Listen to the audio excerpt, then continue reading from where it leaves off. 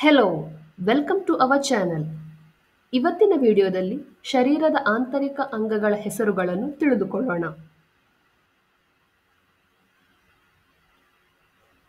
ಅಸ್ಥಿಪಂಜರ, ತಲೆಬುರುಡೆ, ಪಕ್ಕೆಲುಬು,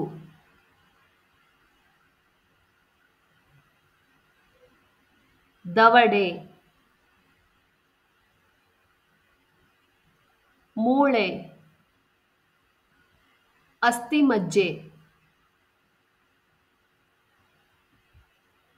ಹಲ್ಲು, ಮೂಳೆಕಟ್ಟು, ಮೂತ್ರನಾಳ,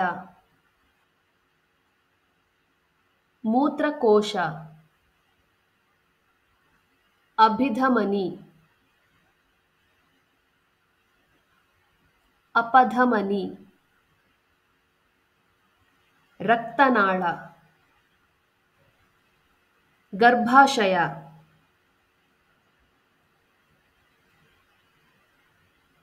ನರ,